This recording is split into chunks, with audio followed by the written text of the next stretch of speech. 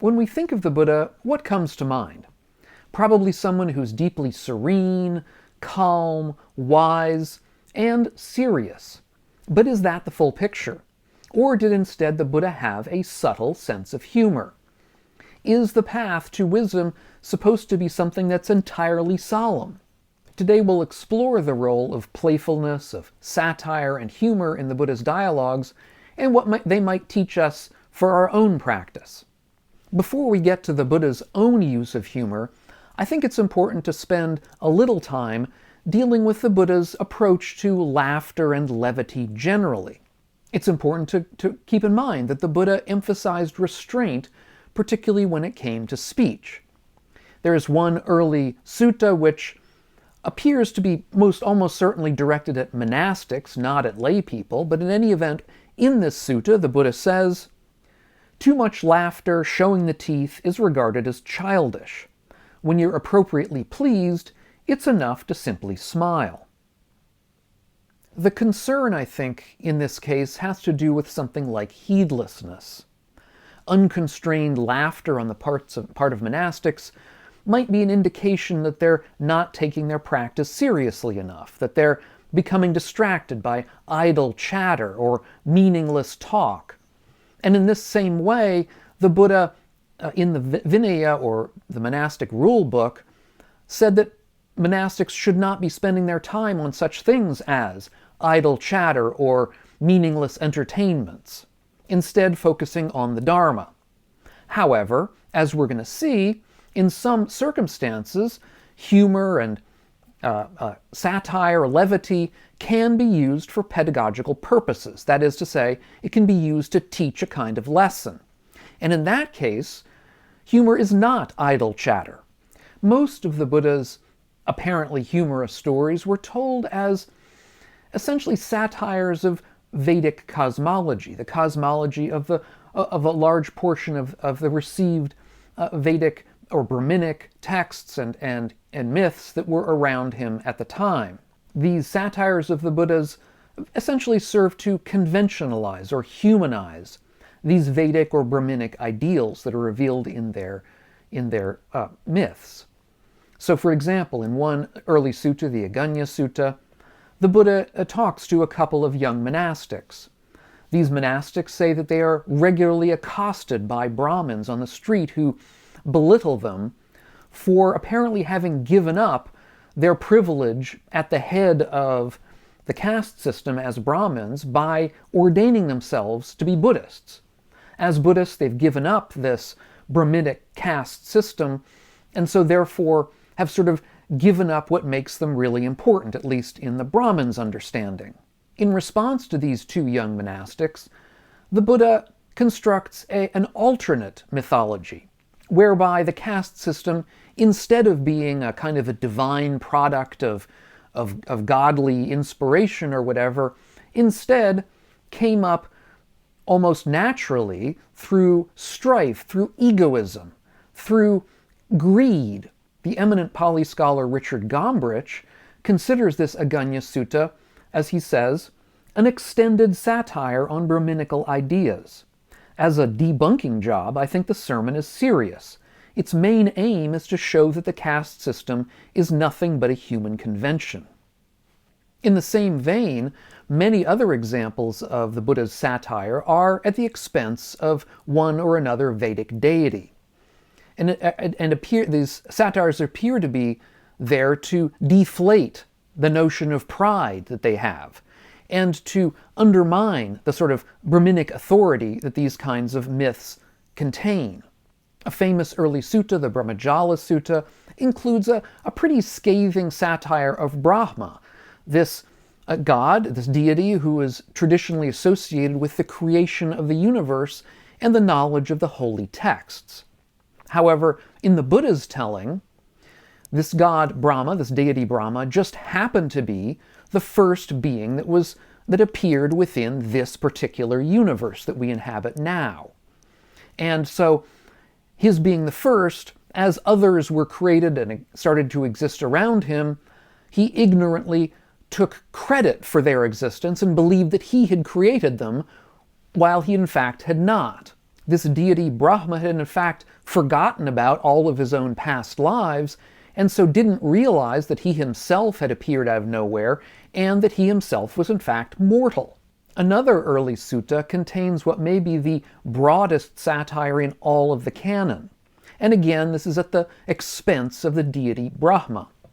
In this sutta, a monastic is interested in knowing the answer to a very difficult and deep question. That is, where the four elements of earth, air, fire, and water disappear. Now, the answer to this question, in fact, isn't important for the story. The point of the question is that these states disappear in deep states of meditative absorption. So the point is that the only way to know the answer to this question is to have a very deep experience in meditation, and in particular meditative states. And the point is that the deities don't seem to have this kind of experience. So this monastic goes to one of the lower realms of deities and asks them, where do these four elements disappear? And the deities don't know. And they say, well, go up to the next highest level and ask them, maybe they know.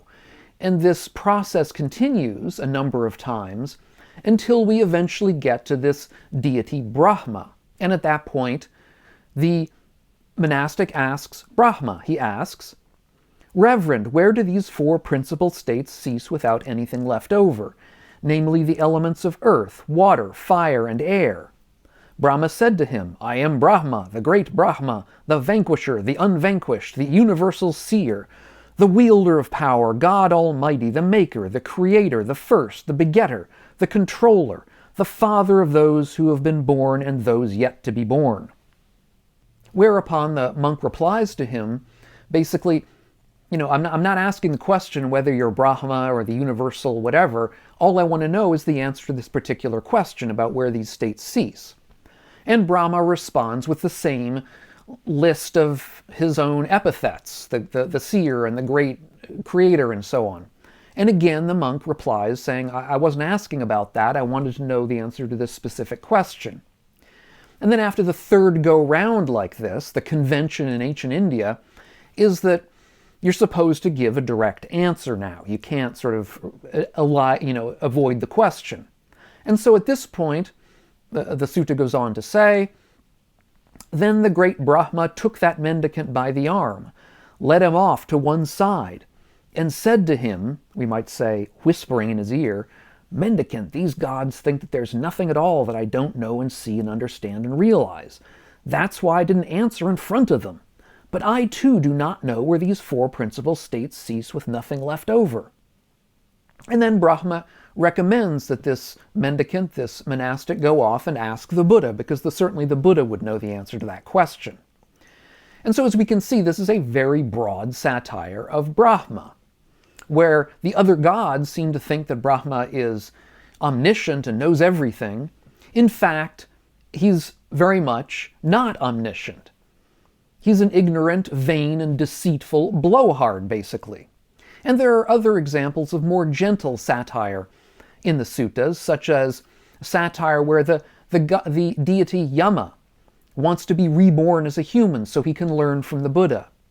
Or in the Mahamangala Sutta, which is a sutta that I did my book upon, we have the kind of satire at the very beginning of the sutta where the deities are so confused about the route towards good fortune that they come down and ask the Buddha about it. And this sort of overturns the whole way we would normally think about good fortune, which is something that we get from the gods. Well, in the Buddha's telling, the gods are confused about it and have to ask him. All of these kinds of satire seem to point to the same basic conclusion, which is that the deities are not the true source of wisdom. That in fact the deities are just as ignorant as we are in many ways, and perhaps sometimes even more ignorant than we are. And these stories seem to be aimed at deflating the importance of the Vedic holy books, and by doing that, undermining the authority of the Brahminic priests whose authority depended upon those books. The Buddha also used humor as a debate technique. Perhaps the most famous example of this is when the Buddha is approached by Bharadvaja the Rude. a Brahmin who didn't like the Buddha very much. And so Bharadvaja came up to the Buddha, and so the sutta says, he basically insulted him over and over again to his face. And the Buddha, instead of responding, insult for insult, and instead of simply remaining silent, the Buddha asked Bharadvaja a question out of complete left field. He asked, Bharadvaja, do friends and neighbors and acquaintances, family come and visit you and have meals with you? Sometimes they do, Mr. Gautama. Do you then serve them with fresh and cooked foods and savories? Sometimes I do. But if they don't accept it, Brahmin, who does it belong to? In that case, it still belongs to me. In the same way, Brahmin, when you abuse, harass, and attack us, who do not abuse, harass, and attack, we don't accept it. It still belongs to you. So the Buddhas are basically analogizing their encounter as one where Bharadvaja is basically presenting a tray of canapes to the Buddha, and the Buddha is politely rejecting them, saying that they're not really to his taste. And this kind of strange and unexpected response disarms Bharadvaja, and Bharadvaja, in fact, is willing at that point to lend an ear. He eventually joins the Sangha and becomes enlightened. And this is a way that the Buddha uses his own wit and humor to turn hostility into insight. For the Buddha also, humor was a way to reveal our humanity. In particular, the Buddha had quite a bit to say about aging, about his own aging. And it seems to have been something of a trial for him. And it seems to indeed have reinforced the idea that inherent to dukkha, inherent to human suffering, is old age. Some of the Buddha's descriptions of aging have an element of dark humor to them. For example, I'm now old, elderly, and senior. I'm advanced in years and have reached the final stage of life. I'm currently 80 years old. Just as a decrepit cart keeps going by relying on straps, in the same way that Tathagata's body keeps going by relying on straps, or so you'd think. This metaphor of the Buddha may remind us of the perhaps more famous metaphor of the self being like a chariot, in the sense of being made up of parts. But instead, in this particular telling, the Buddha's self, instead of being a chariot, which is quite nice and well built, it's more like a run-down old ox cart that's being held together with, straps of some kind of woven material or something like that that's just keeping it from falling apart. And this example shows the Buddha's humanity and his humility. It reveals his experience of aging with a kind of a wry humor. But how can humor help in our practice today? In early Buddhism, the fool was known as somebody who basically had too much of an ego, took themselves too seriously, clung too hard to their own views and opinions, to their own conceit of being better than other people, or perhaps even being worse than other people. Using satire and humor can be a good method to release some of that clinging around these kinds of ideas and ideals of ourselves. A way of not taking ourselves quite so seriously. It helps us to sort of pop our own balloon of pomposity or grandiosity, or our conceit that we are better than those around us. It creates more space for connection, so long as we do not allow that humor to become too negative, too hurtful. While, as we've seen, early Buddhism did not encourage humor for its own sake, at least among monastics, clearly it had its place in teaching certain important truths. The Buddha used humor and satire as a tool for deflating improper or unearned authority, for undermining conceit, ego, and pride, for gaining an upper hand in debates, and in general for teaching wisdom. So my question for you would be, have you used humor in your own practice? How so? I'd be interested to hear. I know some of you may practice Zen Buddhism, and humor is often a large part of some Zen practice. And if you'd like to hear more about the Buddha's views on old age, which are actually quite interesting, I'll leave my earlier video about that topic up here on the screen if you haven't seen it. If you're getting something out of these videos of mine, consider taking a look at my Patreon page, which is linked up here on the screen and down below in the notes, and see if you want to help support the channel and the work that I'm doing here. Thanks so much, and we'll catch you on the next video, and meanwhile, all of you, be well.